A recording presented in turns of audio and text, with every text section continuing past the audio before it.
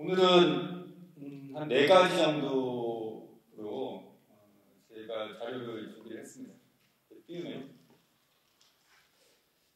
윤석열 정부라고 하는 보수 정부가 우리에게 주는 의미는 뭔지, 특히 금융노조 올해 사업계획을 전면 재수정하셔야 될 것 같다는 생각이 들더라고요.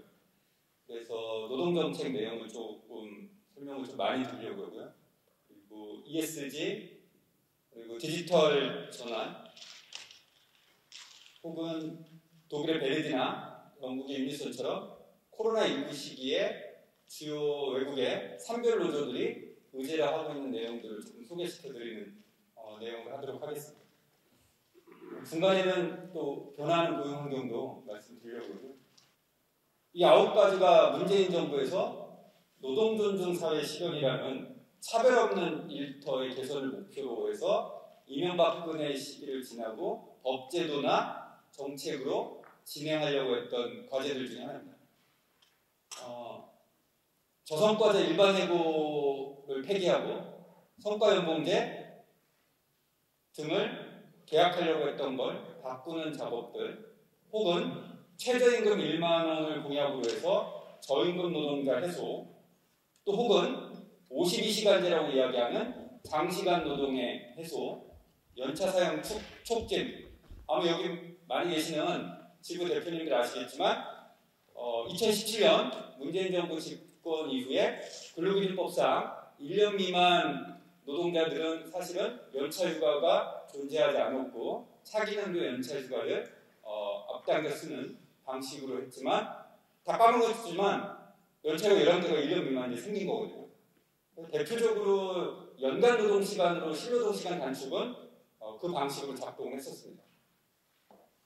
산업안전보건법 41조에 소위 다운 붙이고 감정노동자 보호와 관한 법률도 문재인 정부가 시작을 했던 거고요.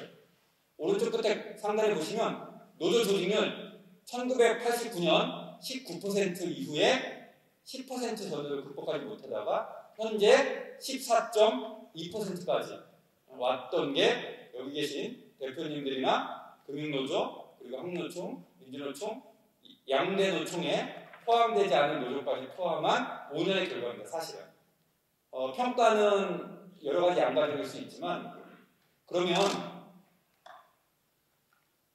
냉정하게 따지면 노조 조직률이 문제냐? 그게 아니라는 거예요. 사실은 독일하고 저희하고 노조 조직률이 2.3%밖에 차이가 없습니다. 그렇게 공동결정제도 노동이사회, 감독이사, 기타 등등 얘기하지만 노조 조직률은 OECD 2019년 기준으로 보면 2%포인트 남짓밖에 없다. 우리가. 그럼 핵심은 뭐냐? 그 밑에 있는 단체기소 효력 확장 제도라고 하는 노조법 35조 36조의 일반적 구속력과 지역 구속력 등과 관련된, 즉 우리 노조가, 금융노조가 맺은 단체교섭의 확장 범위의 문제가 핵심이라는 거예요. 프랑스는 지부 대표님들 너무 잘 아시듯 예를 들어서 이런 거죠. 저희 연구소에 노조가 있어서 단체교섭을 맞으면 서울 지역에, 저희 연구소가 서울에 위치해 있으니까요, 서울 지역에 노조가 오면 다른 연구기관도 동일한 교섭에 기본협약을 적용받는 단체교섭 효력 확장 제도가 프랑스는 98%거든요. 그러니까 프랑스는 노조 10%만 있어도 그걸 간다는 거예요. 모든 정부는 집권하면 인수위를 지나면 100일 이내에 국정과제를 100대 과제 정도 발표합니다. 문재인 정부의 63번, 64번이 노동존중 사회 실현, 차별 없는 일터였고, 기타 나머지는 참고하도록 하겠습니다. 세부 내용은 이렇게 되어 있습니다.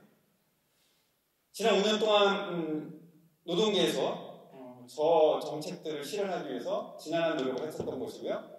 그런데 이렇게 이제 바뀌게 됐습니다. 그래서 제 밑에만 보면 사형사회 그런 걸 뺀다 하더라도요, 비정규직 문제라든가 항노총에서 몇 년 전부터 했던 5일 플랜, 5일 미만 사업장까지도 근로기준법 점진적인 전면이는 그 공약들이 실현하려고 노력을 했지만 우리 노동운동 힘으로는 안 됐던 거 아니냐라는 것 같습니다. 노동자의 개념을 새로 정의하겠다. 노동자의 편이 되겠다고 합니다. 후보께서는 여러 가지 발언을 볼 때 사용자 쪽에 치우친 발언들을 많이 하고 생각을 하고 있다라고 많은 사람들이 알고 있습니다. 아무리 4차 산업혁명에 뭐 디지털 사회, 플랫폼 사회라 하더라도 노동이 없으면 돌아갈 수가 없는 거고 이 노동의 가치를 경시해서는 이거는 사회나 국가가 운영될 수 없는 것입니다. 그래서 저는 사회자편은 아닙니다. 명확하게 이거 말씀드립니다. 표가 노동자에게 더 많습니다. 그러나 진정하게 노동자를 위하려고 하면은 사용자도 투자하고 기업을 운영할 수 있게 판을 깔 수 있게 해줘야 되는 것이기 때문에 그런 점을 고려하자는 것입니다. 대한상인부터 인터넷기업협회까지 국민의힘과 윤석열 후보 진영에 요구하는 멘트들이거든요. 저는 저 6, 7개가 앞으로 4년 동안 우리 노동정책에 다 스며들 내용들 중에 하나이고 금융노조도 예외가 아닌 내용들이다. 중요하기 때문에 하나하나 읽고 또 구체적으로 보도록 하겠습니다. 대한상인 기업하기 좋은 환경 만들기 위해 전경련 압도적이죠. 노동시장 유연성 다시 들어왔습니다. 지부 대표님들 노동시장 유연성 4가지죠. 수량적 유연성, 해고 조건을 비정규직 활용 잘하는 것, 기능적 유연성, 업무의 재배치, 전환 배치 등을 합리적으로 풀어주는 것, 임금 유연화, 성과연봉제, 직무성과급제 임금체계 개편, 그리고 4번째 외주 아웃소싱으로 대변되는 이 4가지 패키지가 노동시장 유연성의 이론적 개념 중에 하나이고 가장 먼저 들어오는 건 직무성과급 내용으로 공약이 명시되어 있습니다. 경총, 기업하기 편한 환경 등등이 있는데 세부 내용을 보면 귀족, 강성노조, 타파가 공약으로 안철수 공약까지 같이 들어가 있기도 합니다. 그리고 중기부터 쭉 보면 최저임금 52시간제 익히하는 내용들로 되어 있습니다. 그런데요, 이명박근혜 때 내용하고 그대로 같습니다. 저희 강의를 금융노조 부탁받고 이명박근혜 7년 동안 제가 여기저기 강연했던 내용을 그대로 보면 레퍼토리가 그대로 같거든요. 여기 조금 경험이 많으신 지부 대표님들은 다시 복귀하시는 겁니다. 7년 전 우리가 뭐 했지? 새로운 사업계획 만드실 필요 없고요. 7년 전 지부 돌아가셔갖고 지부하고 금융사업 계획을 다시 복귀할 필요가 그대로 있지 않나 하는 생각을 해봅니다. 레퍼토리 이렇게 됩니다. 당선되고 나서 2달 사이에 인수위 과정 뿌리고 당선자 취임 전까지 국정과제가 들어가 있고 공약을 데클레이션 하죠. 그래서 국정과제에 금융노조 같은 경우에는 금융산업 쪽에 또 우리가 모두 공통되는 노동정책에 누가 들어가 있느냐 그리고 어떤 내용을 더 삽입하느냐라고 보면 대표적으로 현재 언급되는 학자가 한 3-5명 유길상, 박기상, 정승국, 전 국회의원 윤미숙 이들은 우리의 레퍼토리에 대해서 너무 잘 알거든요. 그리고 이 중에 2-3명은 한 명은 노사관계, 집단적 노사관계 대표적으로 우리의 약한 부분을 잘 알고 있고 한 명은 한국의 직무성과급 임금체계의 대가라고 해서 윤석열 검찰총장이 총장 나오고 가장 먼저 만난 교사라고 했던 내용 중에 하나입니다. 공약은 이렇게 되어 있습니다. 딱 한 줄. 고용 친화적 일자리 어쩌고저쩌고 이렇게 딱 되어 있습니다. 근데 세부 내용을 딱 보면 3개 카테고리가 핵심적 정책 중 하나이고 근로시간 관련해서는 노사관계에 있어서 자율적으로 진행하겠다. 그리고 2번째 연공급 임금체계를 직무성과급 등으로 바꾸겠다. 그리고 합리적 노사관계 정립으로 되어 있습니다. 이게 이제 윤석열 후보의 핵심적인 공약 중 하나이고요. 윤석열 국민의힘 후보가 대통령에 당선되면서 중대재해처벌법과 주 52시간 근무제 등 노동 정책에도 변화가 올지 관심이 쏠리고 있습니다. 재계는 환영, 노동계는 우려의 시각을 보이고 있습니다. 최명신 기자입니다. 윤석열 당선인의 노동정책 관련 추석 1순위는 지난 1월부터 시행된 중대재해처벌법이 될 가능성이 큽니다. 윤 당선인은 중대재해법 입법 취지엔 공감하면서도 법 조항의 모호성과 과도한 경영자 처벌 우려 등을 들어 수위 조절이 필요하다고 강조해왔습니다. 중대재해처벌법이라는 것도 지금 이 구속 요건을 보면은 이게 좀 약간 애매하게 돼 있습니다. 그래서 이게 사실 이걸로 형사 기소를 했을 때 여러 가지 법적 문제가 나올 수 있고. 중대재해기업처벌법 시행되고 나서 1월 27일 시행인데요. 우리나라 6대 로펌에서 대기업들한테 다 컨설팅 받으면서 우리 회원사가 즉 예를 들어서 A 기업이 1호 사업장이 되지 않기 위해서 컨설팅을 엄청 많이 했고 대표적으로 이들의 전략 중 하나가 헌법 소원하는 겁니다. 근데 중요한 건 뭐냐면 익히 아시듯 윤석열 정부 5년 동안 대법관하고 헌법재판소 재판관 약 15명 중에 3명 빼고 싹 바뀌거든요. 그러면 민주당이 170몇 석 갖고 있는 2년이 지난 시점에서 거의 3분의 2가 바뀌거든요. 저는 그때 이 전략도 충분히 중대재해기업처벌법 조항도 바뀔 수 있겠다는 생각을 하고요. 대표적으로 변화되는 내용은 최저임금부터 52시간제 중대재해 처벌 관련된 법률 등과 관련돼서 언론에서 볼 수 있고, 저는 중요한 건 안철수 공약입니다. 어제도 KBS 기자한테 연락을 받았는데 윤석열 공약에서 유연근로 선택적 유연근로 탄력적 기간을 3개월에서 현행 1년으로 넘기는 거에 대해서 연구원님 어떤 코멘트를 했을까요? 기자님, 지금 그게 중요한 게 아닌데요. 안철수 공약을 보셔야 돼요. 인수위원장이거든요. 책임 총리가 될지 안 될지 모르지만 윤석열 공약에서는 하나 빼고는 그렇게 이게 더 중요한 거 아니냐. 타임오프, 물론 윤석열 후보의 공약에서는 타임오프는 인정한다고 하지만 안철수 공약 중에 3가지가 빨간색이 자기 페북에 올라왔던 거거든요.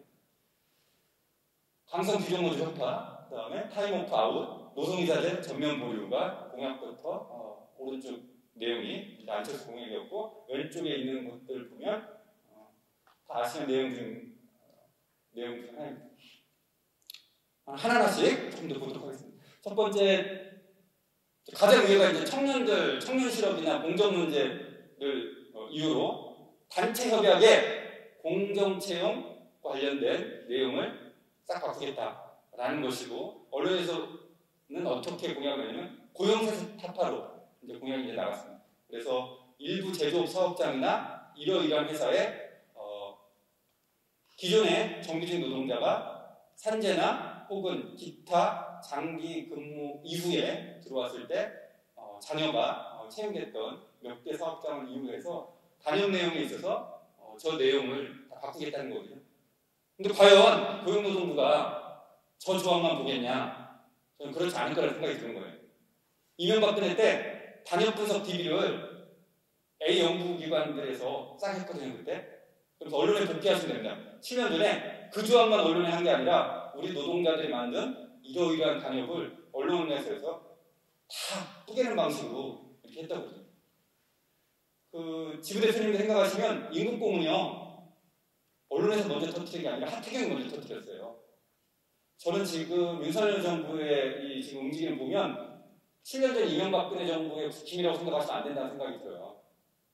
장재원이나 하태경이나 이 세련된 원희룡도 마찬가지고 이전처럼 무식하게 안 들어올 거다. 10년 경험을 했기 때문에. 그럼 첫 번째, 대규모 사업장의 양대 노총의 단협 중에 언론에서 딱 좋을 것 같은 걸 아시아경제에서 먼저 터뜨리고 종편에서 받고 조중동에서 그리고 정부가 들어올 거다. 이 생각이 첫 번째, 우리 단협이 어떻게 될지 잘 모르겠어요.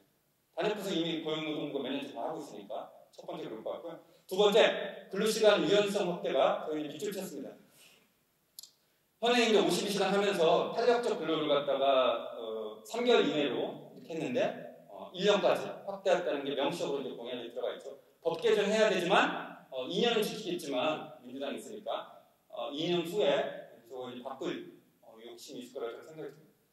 더 중요한 거, 특례업종을 2년 전에 4개 업종 빼고 나서 다 이제 특례업종 다 빼서 예외 없이 장시간 52시간을 했는데, 일단 공약에는 명시적으로 지부 대표님 아시듯 그 스타트업 윤석열 120시간 그때 발언했을 때 아예 들어가 있어요. 스타트업은.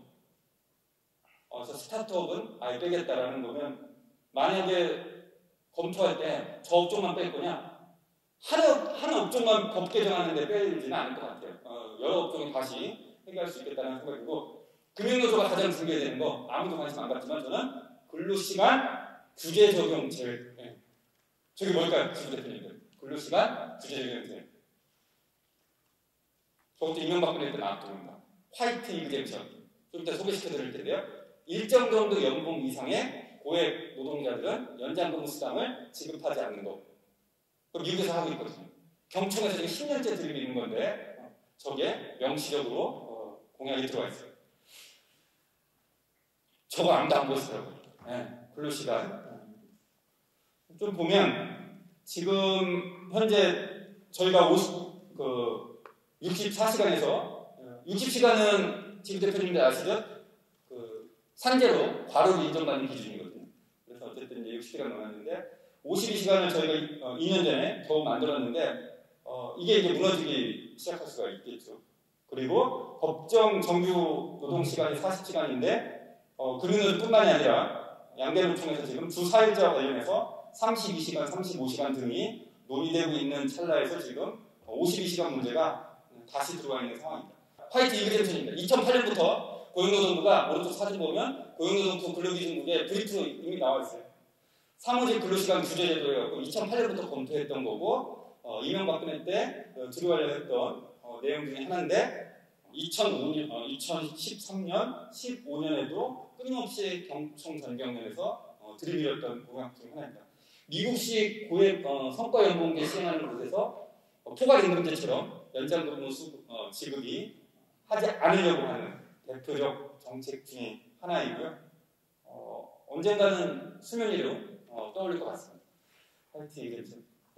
2015년 실제 발언했던 거 제가 이렇게 쭉 하면 한번 빨간색 있는 것만 멀어서 잘 안 보겠지만 한번 쫙 보면 그대로 대접입니다. 탄력적 근로시간 다시 좀 들어왔고요. 그리고 화이트 이그젠션 일정 임금 이상 받는 사람들 다시 들어왔고 최저임금 그대로입니다. 그죠? 변한 게 하나도 없이 그렇게 되어 있고 오른쪽에 아시아 경제에 있을 때 화이트 이그젠션 쟁점으로 붙었다고 생각합니다. 지금 연금급 호봉제 고액 임금 많이 받는 것 이 논쟁도 있겠지만 언론에서 치고 들어오는 게 저 문제도 청년 실업 이유로 해서 들어올 수 있겠다는 게 대표적인. 어제 노사정 대화가 상당 부분 진전을 이룬 것 같다는 보도가 있었는데 아직까지는 결국 마지막 고비를 넘지 못하고 있습니다.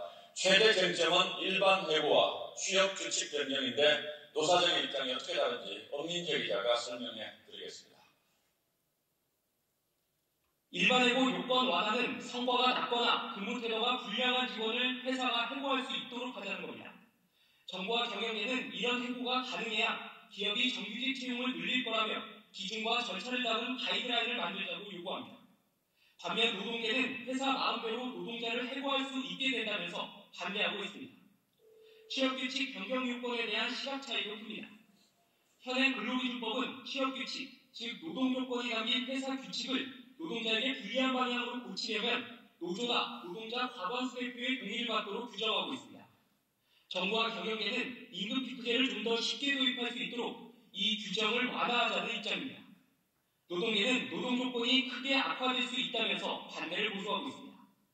정부는 일반 해고 요건과 취업규칙 변경 모두 법이 아닌 정부 지침으로 가능하도록 하자는 입장입니다. 법원과 판례에 의해서 있었던 사례를 중심으로 제시를 해서 갈등을 예방하자는 게 그 목적이. 저성과제하고 일반 해고 취업규칙 불이익 변경과 관련돼서 이명박근혜 때 특히 마지막 박근혜 정부 때 저걸 꼼지락 만졌던 지금 고려대학교 A 교수 그리고 부산의 E 교수 그리고 서울의 A 땡땡여대 D 교수가 고용노동부 장관을 유력하잖아요. 지부 대표님 너무나 잘 아시는 젤베이츠 목선이거든요. 100이라는 우리 회사의 직원이 있으면 저렇게 분포도가 있는데 상위의 고성과자에게는 인센티브를 많이 주지만 하위에 있는 10%, 20%는 평가에 기반해서 임금을 삭감하는 방식으로 간다는 게 핵심 중에 하나지만 저것도 그대로 대자뷰로 왔습니다. 2015년, 16년, 17년에 노동개혁이라는 이름으로 오른쪽에 박스 하단에 있듯이 임금 피크제, 청년 일자리 문제로 다시 들어올 것 같고 두 번째 근로시간 문제를 핸들링해서 다시 법 개정이 들어올 것 같은데 대표적으로 이제 저 왼쪽에 있는 사진처럼 전 최경환 기재부 장관이 이야기한 것처럼 금융기관 일하는 것들은 금융기관에서 일하는 것은 장시간 문제 주사일제 이런 얘기가 나옵니다. 또 강성노조 규정노조 타파 그대로 이제 발언 그대로 나오는 거고요. 자 그러면 공약에서 보면 유예는 다 좋습니다. 뭐 노동이사제 시행한다는 공약도 있고 노사관계 조정의 예방적 관리 강화 저게 1번, 2번이고요. 3번도 교원과 공무원에 가서 타임오프인데 저건 안철수 공무원 충돌되지만 어쨌든 당선인 대통령 공약이니까 세 번째까지는 문제가 없을 것 같아요. 네 번째 동그라미 책에서 가장 밑에 하단에 있는 앞에 이제 뭐가 들어가 있는지 모르겠지만 핵심적으로 노조 불인정, 사업장 점거, 폭력 등에 있어서는 불법행위법의 엄정 적용이라는 게 명시적으로 들어가 있거든요. 그러면 사실은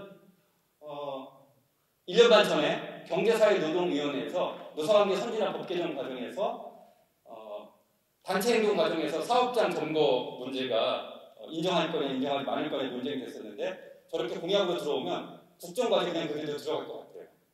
그러면 노조의 수단이 사업장을 어디로 규정할 거냐 다르겠지만 아마 노조의 수단도 더 악화될 가능성이 있겠다. 지난번에 경제사회노동위원회에서 노사관계 선진화 논의는 노사적 논의이기 때문에 정부가 안 받을 수 있거든요. 근데 국정과제로 들어가면 법제도 개선 과정은 그냥 들어가기 때문에 집단적 노사관계가 쉽지 않겠다는 생각을 해요. 이게 금융노조하고 가장 충돌되는 사업계획하고도 이제 갈등적 국면에 있는 직무성과급제 임금 체계는 저거 그냥 100% 들어올 것 같습니다. 차원만 문제지. 특히 사업장 내에 직무, 직군, 직급별 근로자가 원하는 임금 체계가 충돌되거나 상이할 때 이러저러한 논의 과정을 통해서 직무성과급을 들어오겠다라고 할 수 있고 근로자 대표와 서면하게 되고 이제 어쨌든 우리 금융노조는 노조 과반이 장치되고 있기 때문에 상관이 없겠지만 들어올 것 같습니다. 대표 보면 노사관계 이제 저렇게 그대로 될 것 같아요. 약간 버전은 다르지만 왼쪽에 이민거점부터 공공기관 선진화 정책이라고 해갖고 우수기관 사례가 딱 들어간 거거든요. 그러면 우리 지금 근무에도 공공기관 소속들이 있는 데도 있고 대표적으로 있으면 딱 보세요. 주요 내용이라고 하는 왼쪽에 박스에 있는 내용을 그대로 한번 보시면 우리가 예측될 수 있죠. 전 직원 대상의 성과 연봉제 중심으로 임금체계 개편하는 기관을 주요 우수 사례로 하고 있고 그리고 호봉 테이블 폐지 또 혹은 철도 코레일처럼 노사관계에 있어서 불법 파업에 대해서 무관용 원칙 조합 간부 정보 시에 사전 동의 삭제 성과 부진자 상진하고 퇴진 한국거래소 임금 조정 저 내용이 사실은 윤석열 공약에 추상적이지만 다 들어가 있는 그러면 국정과제를 수행하는 부처들은 세부적으로 이번 주부터 만든다고 그러거든요. 인수위팀들을 부처별로 저도 몇 개 위원회직을 맡고 있어갖고 삭혀내려고 슬쩍 물어봤더니 저희 이번 주부터 만납니다. 이렇게. 그러면 대충 시그널이 올 때 왼쪽에 있는 내용에서 직무성과급이 먼저 올 것 같아요. 그리고 오른쪽에 있는 것처럼 이미 금융노조 대표자 간부님도 아시겠지만 산별교섭 사업장 탈퇴도 우리가 이미 경험한 바가 있습니다. 그리고 임금 피크제는 더 올 것 같죠. 저하고 너무 친하신 분인데 어쨌든 저쪽으로 가셨기 때문에 어쨌든 윤석열 학습 교사라고 하는 정승국 박사님이 한국의 손가락 안에 드는 직무급 논자이시고 기존의 고성과적인 임금 체계가 유연하게 바뀌어야 된다라고 한다 그러면 어쨌든 대통령 당선자가 밑을 긁으면서 읽었다고 하니까요. 저걸 양보하지 않는 정책으로 고용노동 관계부처 합동으로 추진이 될 것 같습니다. 앞에는 이제 우리 노동 현안을 봤으면 조금 사회 현안 갔다가 좀 오도록 하겠습니다. 이 표는 저는 이렇게 해석을 하는데 아니 왜 정의당이나 이런 정당에 차라리 허경하고 손잡았을 게 낫지 않았을까 하는 생각도 들어요. 28만 표인데 허경하고 손잡았으면 한 표의 차이가 대표님도 이렇게 큽니다. 역사적 사실이지만 마리 앙뚜아네트하고 루이 16세를 단두대에 세울 거냐 말 세울 거냐 한 표 차이를 세운 거거든요. 1875년 프랑스 공화정이 설립될 때도 테이블 왼쪽에 앉았을 때 좌파, 오른쪽에 앉았을 때 우파라고 했는데 그때도 공화정 세울 때도 한 표 차이. 그리고 역사적으로 아돌프 히틀러가 나치당에 당선됐을 때 한 표로 됐거든요. 우리가 이제 28만 표로 정권을 뺏겼고 민주노동위원회 제 고민은 앞으로 얘기했습니다. 특히 서울적으로 보면 앞으로 서울 대선 후보든 서울시장 선거든 못 갖고 오겠다. 서울의 자치구로 보면 저렇게 쭉 돼 있잖아요. 자산 중심으로 바뀌어 있고 이것도 이제 뭐 이미 조합원 지부 대표님들 다 아시는 내용인데 두 가지 쟁점이 있는 것 같아요. 야, 청년들 20대 청년들 표 어떻게 할 거냐? 이거 차치하더라도 오른쪽에 60대 이상의 저 표가 지금 50대로 막 들어오신 분들이 60대가 되면 우리 표가 될 거 같냐? 그렇지 않다는 해석들도 많잖아요. 이게 금융노조에 제가 이제 하고 싶은 얘기 중에 하나인데 이게 안철수 후보가 이재명 후보한테 질문한 거거든요. 왼쪽이 맞습니까? 오른쪽이 맞습니까? 4차 토론 때 이제 사회 토론 때 제 기억에 저기 있어요. 야구장에 구경을 하려고 그러는데 저렇게 키 작은 사람하고 키 큰 사람하고 똑같이 단상을 주는 게 맞습니까? 라고 하면서 기본소득을 비판하는 내용이 나오거든요. 그래서 본인은 오른쪽처럼 필요한 사람에게 더 많이 주는 게 정책의 효과성이 있겠다라고 하는 거죠. 인터넷에서 저 두 개만 돌았는데 몇 가지 논쟁이 더 있어요. 아니, 저 담장을 볼 때 단상을 더 주는 방식이 있는데 세 가지는 더 있는데요. 첫 번째, 담장을 허물거나 담장의 높이를 낮추면 다 구경할 수 있습니다.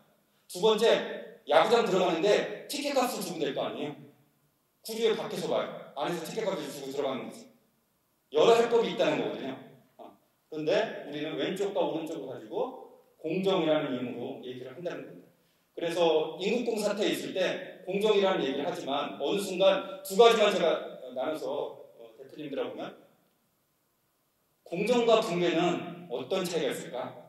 분배는요, 저도 마찬가지고 지부 대표님이 마찬가지고 사업장에 들어가서 노동력을 대가로 일하는 노동자가 노사관계에 있어서 내 정당한 노동력의 대가를 받으려고 하는 조섭의 성격으로서 분배의 절차, 즉 여기에는 노사관계 이자만 성립하거든요. 그런데 취업의 공정성을 이야기하는 건 여기는 산은 다 빠져있고 같이 노동자 기회 절차의 공정성만 있다는 거예요. 그래서 지금 20대의 소위 청년들이 얘기하는 공정이 저스티스의 관점이냐 분배의 절차의 노사관계도 초점이냐 그렇지 않다라는 거예요. 그러면 앞으로 10대, 20대 청년들이 딱 금융노조에 들어왔을 때 과연 분배의 정의, 교섭을 통해서 하는 게 더 중요하게 생각하느냐 아니면 공정으로서 얘와 나의 경쟁만 더 하느냐 그러면 후자의 문제가 또 있다는 거예요. 노사관계가 저는 그래서 노사관계 요인보다 우리 내부의 조직력 문제가 앞으로 우리 노동운동 진영에 더 클 수가 있고 대표적인 겁니다. 3천원 저하고 시간이 더 줄까요? 금융노조 우리 조섭했는데 자 1번 개별 사업장이라고 지부하거든요. 이제 KB 국민회 하겠습니다. 아까 이 지부장님 계셨던 것 같습니다. 네. 직원들한테 연말에 120만 원의 보너스를 주는 것을 현금으로 줍니다. 월요 나누면 대충 10만 원, 그 정도 되죠. 사측 이렇게 내밀었어요. 1번. 자, 2번. 20만 원 더 줍니다. 그런데요, 나눴어요. 100만 원은 현금으로, 40만 원은 NFT든 가상화폐로, 블록체인과 같은 코인으로. 조합원들은 뭘 받을까요? 우리가 임단을 주소 봤을 때 딱 붙이면 1번 받을까요? 2번 받을까요? 지부에 있는 우리 조합원 동지들은 1번을 받을까요? 2번을 받을까요? 추측해보시면 2번을 받을 겁니다. 상황에 따라서 1번 받는다는 사람들, 2번 받는 사람들이 있는데 좀 연령을 낮춰볼까요? 20, 30대를 압도적이에요. 오른쪽. 근데 사실은 노사관계에만 조금만 아시면 우리는 통상임금이라는 제도를 알고 있고 사실은 한국은행이 인정한 공시화폐는 가상화폐는 들어가지 않고 있고 내가 야간근무, 연장근무, 휴일근로 등과 반영되는 것은 사실상 따지고 보면 연장근무 수당이 많이 들어가고 휴일근로 수당을 많이 받는 노동자는 2번을 받으면 사실 손해일 수도 있어요. 근데 그렇지 않죠. 다 2번을 선택하죠. 다수는. 뭐 이거 모릅니다. 붙여봐야죠. 제가 몇 개 사업장의 경험도 마찬가지로 해보면 꽤 많이 대연대 때 교육 가면 2번을 많이 가요. 그러면 과연 전통적인 금융노조나 양대노총이나 우리 지부에서 요구하는 저스티스의 노동운동의 비정규직의 문제라든가 공동체로서의 임금교섭이 어디까지 우리가 지킬 수 있겠냐 그러니까 국민의힘의 윤석열 후보는 이거하고 전혀 상관없을 것 같아요. 내적 과제가 전보다 더 클 수니까. 사실은 임금소득, 내가 열심히 은행이나 금융기관에 들어와서 일해서 받는 임금소득에 기대기보다는 자산소득에, 즉 기대는 확률이 더 많아지고 결국은, 그래서 제가 다시 간 겁니다. 자산소득에 더 기대는 한국의 시민들이 갈수록 높아진다면 서울에서 가운데 있는 13개 지구가 15개, 16개, 17개 갈 수 있고 경기도까지 가면 앞으로 그러지 않았으면 좋겠지만 민주진보진영이 다시 정권을 가져오지 못할 수도 저는 있다고 봅니다. 3월 9일 대선 끝나고 제가 카톡방하고 텔방이 여러 번 다녔는데 저는 충격이었어요. 문화적 충격. 뭐냐면 0.78%밖에 안 돼요. 쟤는 1%가 안 되는 집권? 그러면서 이렇게 해야 된다, 청원을 올려야 된다 하는데 제가 속으로 그랬어요. 착각하고 있네. 쟤네가 10년 뺏기고 촛불한테 5년 문재인 극복하고 앞으로 이 보수는 그렇게 하지 않을 것 같은데, 다시 주려고 하지 않을 것 같은데, 그러면 예전처럼 저성과자 해고 밀어붙일까? 저는 그렇지 않다고 봐요. 굳이 그거 안 쓸 것 같아요. 적정한 자산소득 분배로 노조를 약화시킬 수 있는 방법을 더 세련되게 보완할 것 같고, 그건 물리적 탄압보다 헤게모니를 장악해서 언론지형을 장악해서 시민지형을 장악하는 노동운동을 하고, 이미 녹색당, 기본소득당 어쩌고저쩌고 다 해도 3%다. 저는 진보운동은 진보정당 한국 사회에 그렇게 안 됐으면 좋겠지만 다시 회복하기는 쉽지 않다고 봅니다. 왜? 지금 이렇게 강대강으로 붙었으니까. 그러면 자칫 잘못하면 일본 아베 정권처럼 보수는 저는 꿰갈 거라고 봅니다. 여기 지킬 수 있는 건 저는 정당은 이제 우리 한국 사회에서는 쉽지 않을 것 같고, 유일하게 노동운동 조직이 이거 할 수 있느냐 없느냐라고 그러는데 몇 텔레그램 카톡방에 보니까 아주 차분히 준비를 해야 되는데 그렇지 않더라. 예전 방식의 7년 전 10년 방식으로 지금 다 하시려고 그러더라고요. 제가 몇몇 노조 간부님들한테도 차분히 우리가 새로운 대안운동을 해야지 그러는데 답변 오는 거 보시면요, 새로운 대중운동으로 투쟁을 돌파해야죠. 그리고 어차피 윤석열이 당선되면 우리 조합원들 교육하기가 더 좋습니다.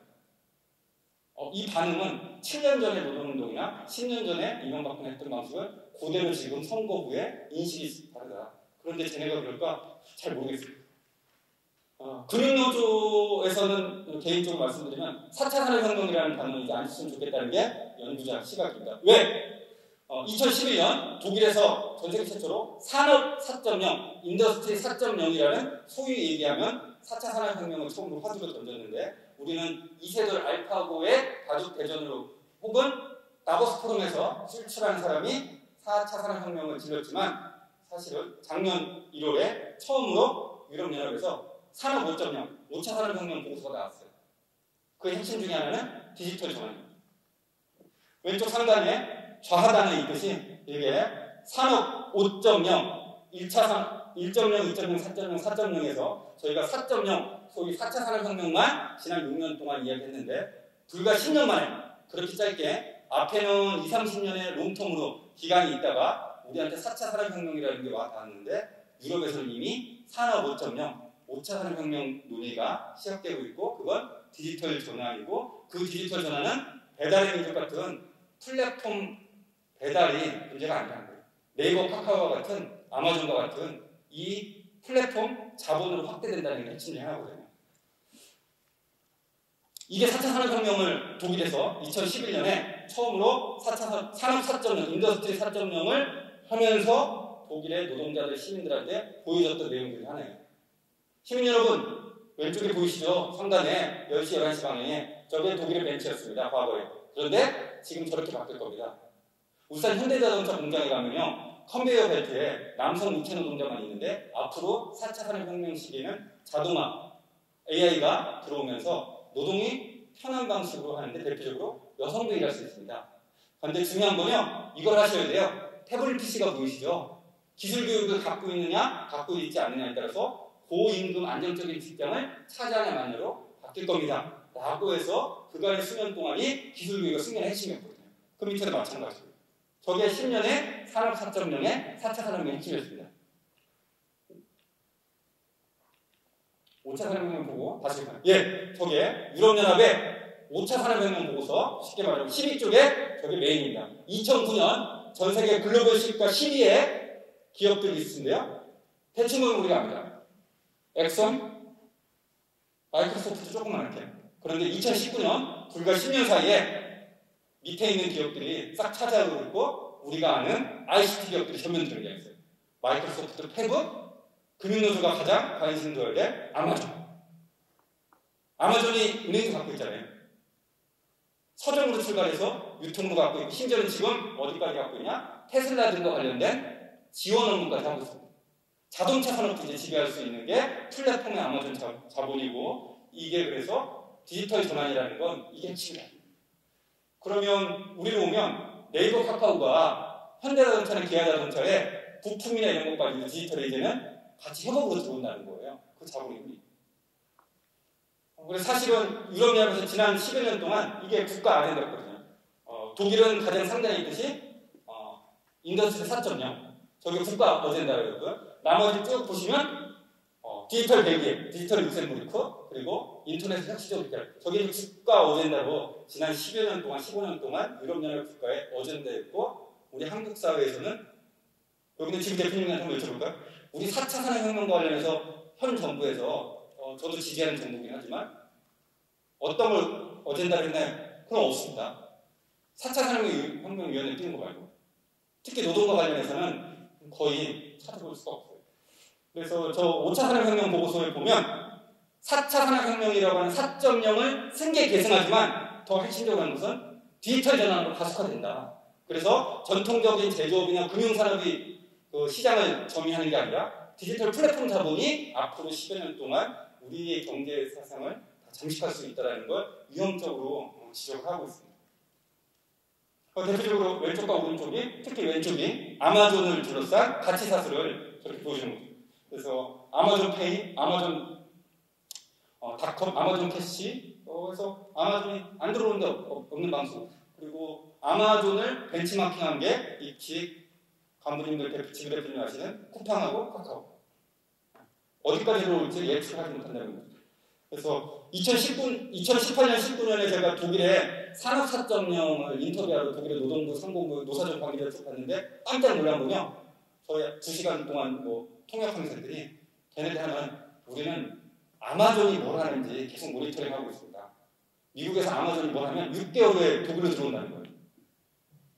미국의 독일의 상공에 있어야 되고 그만큼 아마존으로 분류되면 이 디지털 자본이 5차 산업혁명식 핵심이고 금융노조의 사업계획의 전면에 있는 그 디지털과 관련된 그 핀테크까지 포함해서 이 문제가 우리의 지점 영업점 이 얘기를 더 가속화시킬 위험성이 있다. 그래서 산업정책에 어떻게 개입할지가 대단히 중요한 것 같고 이미 금융정보의 ICT 뜻은 저게 우리가 이제 소위 1980년대부터 인더스트리 3.0이라고 하는 정보화 사회 과정에서 가장 분명하게 있는 왼쪽에 있는 지금 2020년대 4.0과 5.0을 바라보는 시기가 이렇게 온 것 같습니다.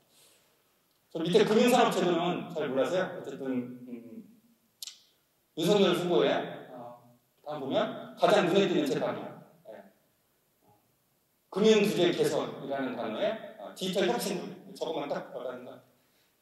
저게 이제 내포하는 건 아마 대단히 많이 변할 것 같아요. 예. 노동연구자니까 고용 중심으로 올까요? 은행이 이렇게 바뀔 것 같아요. 저기 10년 전에 제가 그린 거거든요. 과거의 기준을 보면 은행 금융기관이라고 하면 핵심과 비핵심, 코어가 아닌 곳을 중심으로 해서 스텝, 영업점, 본점으로 해서 이제 정규직을 이렇게 두고 과거의 기간제를 우리가 2007년 기간제법 등에 의해서 무기계약직, 분리직군이 들어와서 저임금 직군이나 차별적 직군 이런 논쟁이 돼서 그걸 해소하는데 10년 싸운 거잖아요. 그리고 그 밖을 쭉 둘러싼 다양한 직군이 용역 수수료라든가 전문 직군들이 쭉 있는데 아마 꽤 많이 가장 아웃라인에 있는 저 동심원에 있어서 일부 전문 직군을 제외하고 이쪽은 꽤 많이 디지털화로 바뀔 것 같아요. 그리고 저 업무를 카카오나 네이버 같은 인터넷 디지털 회사들이 그걸 운영하고 있는 사업이 있다면 협업으로 빠르게 변할 것 같아요. 과거에 우리가 하청 용역업체 자회사를 만들거나 처우를 개선하려거나 비정규직, 정규직 직접 고용 운용은 저는 20년 전에 패러다임이라고 봐요. 굳이 그것도 필요하지 않은 업무로 빠르게 변할 수 있다는 거예요. 근데 아직도 양대노총은요, 비정규직, 정규직 전환, 사용, 이게 공약에 들어가 있어요. 진보정당들도.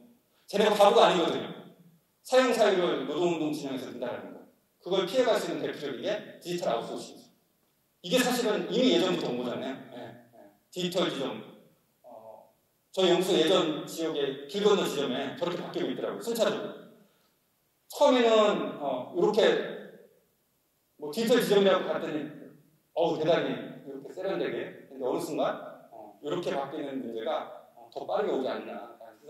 그래서 옛날에 은행 직원들이 선망하는 뱅커가 아니라 이게 상품을 판매하는 상담하는 세일러로 바꾸고 그 직군만 그 인력 규모만 확정적으로 운영하는 시대가 오지 않을까라고 본다면 대표적으로 이렇게 일자리가 바뀔 수 있다는 왼쪽과 오른쪽 이게 U자 곡선이거든요. 우리 회사가 우리 기업이 우리 기관이 업무를 수행하는 하이스킬 고숙련의 업무 능력을 소유하고 있는 오른쪽에 3분의 1 정도만 안정적인 정규직으로 유지하고 나머지 중간 수준의 애매한 일자리는 다 빼. 자동화시키고 디지털 전환하고 가장 왼쪽 끝 가장 왼쪽 끝에 단순히 일자리는 일부 남겨두거나 아르바이트를 하거나 이렇게 한다. 그러면 이게 역 U자면 가운데 저기 미디움이라고 하면 약 19%밖에 안 남는다는 이 일자리는 대표적으로 제가 보면 과거에 기간제 계약직을 무기계약직 분리직군을 했던 저는 금융기관에서 그 직군이라고 봐요. 그 직군은 빠르게 소멸시킬 영역으로 오고 일부는 숙련해서 오른쪽으로 하이스킬로 나머지는 다 로스킬로 바꾸는데 그 로스킬은 사람을 채용해서 비정규직이 아니라 카카오나 네이버 같은 디지털 회사한테 업무 아웃소싱 시킬 확률이 높아지는 방식으로 본다.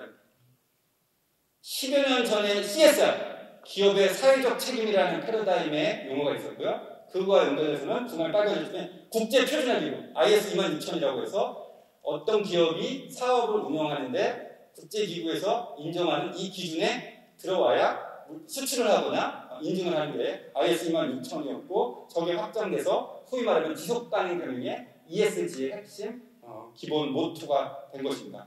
기업의 경영적, 재무적 성과만이 아니라 비재무적 성격까지도 강조하고 이게 기업의 이미지 평판과 중장기적으로는 사업에 도움이 된다라는 게 ESG의 핵심 중에 하나이고요. 오른쪽 상단에 있듯이 경제, 사회, 환경 세 가지 카테고리로 구분되어 있고 노사관계 차원에서 노동운동 차원에서 보면 가운데에 있는 소셜, 사회적 차원에서 노동, 공정 혹은 인권 글자가 이렇게 있네요. 산업안전보건 영역 등을 핵심으로 하고 있습니다. 보면 지금 현재 산자부에서 ESG 지표라고 해서 초안으로 나온 건 오른쪽에 있듯이 환경 11개 영역 그리고 사회에 관련된 22개 영역 지배구조와 관련된 것 금융노조와 관련된 지배구조도 대단히 큰 것 같은데요. 20개 카테고리로 되어 있고 사회 영역만 보면 임직원의 채용의 다양성 그리고 인적자원 HR 관련해서는 역량개발 교육훈련 표현상에는 근로환경으로 되어 있으니까 사업장의 안전, 인권, 협력사에 관련된 성과 등으로 되어 있고 밑에 지배구조는 이사회의 문제, 주주, 소유구조 등으로 되어 있습니다. 이 카테고리를 보면 사실은 금융노조 올해 2022년 사업계에 관련해서 이사회 전면 재편이라든가 노조 추천이라든가 이런 거 보면 지배구조에 많이 관련되어 있죠. 그럼 지금 상황에서 보면 현 정부가 보수 정부 같은 상황에서 정책적으로 할 수 우리가 산별교섭이나 이런 차원에서 미약하다면 활용론적으로 보면 ESG와 관련된 차원에서 지배구조에 개입을 할 수 있느냐 없느냐 어느 정도 할 것이냐가 초점으로 볼 수 있는 것 같습니다. 삼성전자가 CSR 기업의 사회적 책임할 때 전사적으로 대한민국 최초에서 모든 협력사까지 다 교육시키고 팀을 만들었거든요. 그런데 ESG는 삼성보다 더 먼저 치고 나온 건 SK입니다. 팀을 만들고 전 직원 교육시키고 협력사까지도 진행을 했던 것인데 제가 드리고 싶은 말은 왼쪽은 CSR 10여 년 전에 지구 대표님들이 들었던 얘기 오른쪽은 지금 현재 ESG 내용입니다. 보면 왼쪽과 오른쪽은 거의 차이가 없어요. 이것도 대접입니다. 그냥 제가 토론회 때 다른 곳에서 이거 명표만 바꿨는데요. CSR에서 ESG로 뭐가 다르죠? 구속력 있나요? 라고 하고 있고 여하간 CSR이나 ESG를 모토로 하는 핵심 가이드라인 중에 하나는 저 밑에 제일 밑에 하단에 7시 방향의 노동 관행이라고 하는 레이버 표준을 어떻게 할 것이냐가 핵심인데 노동법률이나 법하시는 선생님들 책을 보면 다 그 기존의 근로기준법 지키는 거 이외에는 없더라. 예. 이제 디지털 전환과 관련해서는 이게 고용의 다변화가 핵심 중에 하나인데요.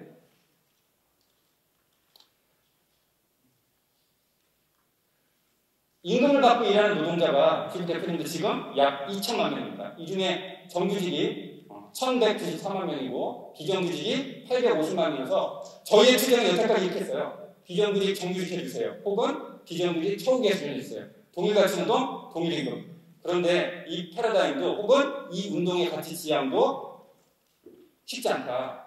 이유는 이겁니다. 비임금 노동자라고 하는 개인사업자, 특수고용 노동자 165만 명, 플랫폼 노동자 179만 명, 프리랜서 400만 명이면 합하면 약 700만 명, 비정규직과 규모가 거의 비슷한 고용의 형태에서 하는 일은 노동자들과 유사하지만 이 규모가 비정규직만큼 되어 있다. 그래서 과거에 1차 노동시장, 300인 이상 대기업의 1차 안정된 노동시장과 여기 노조가 잘 되어 있죠.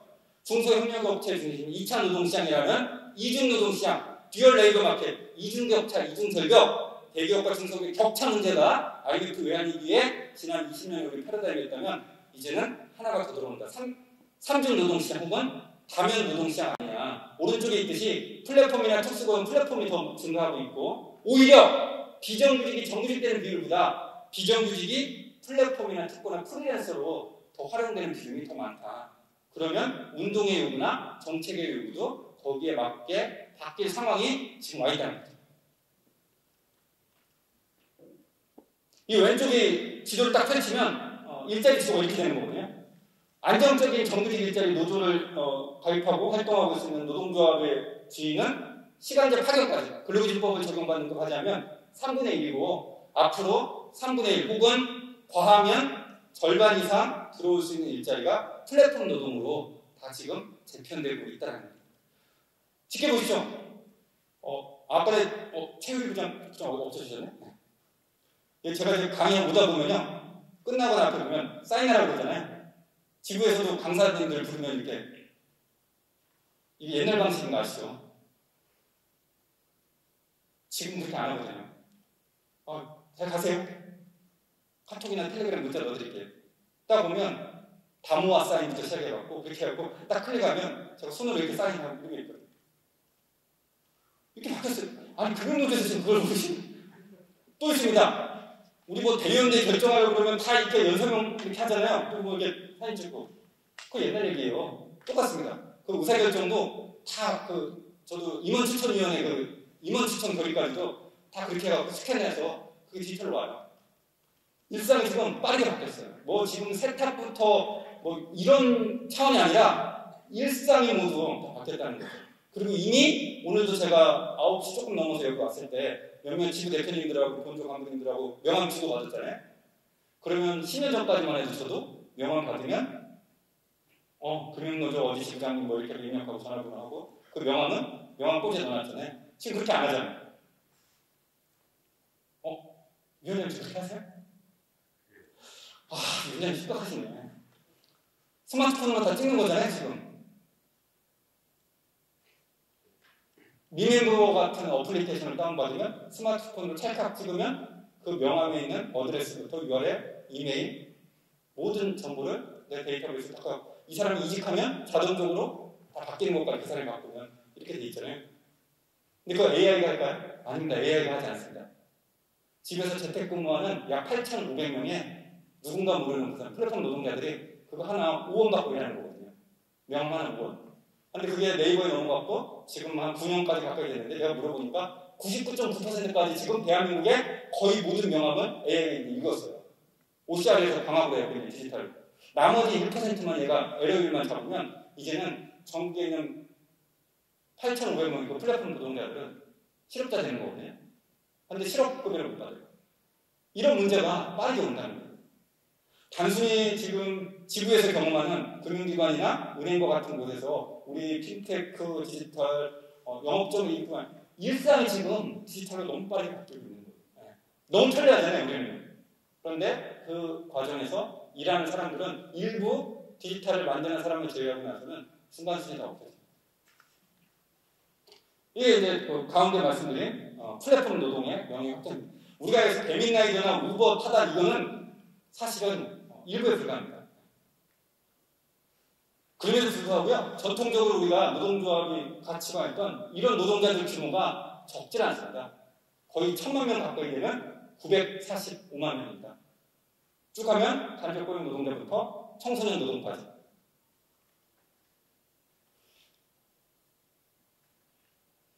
오른쪽에 또 있죠. 740만 명.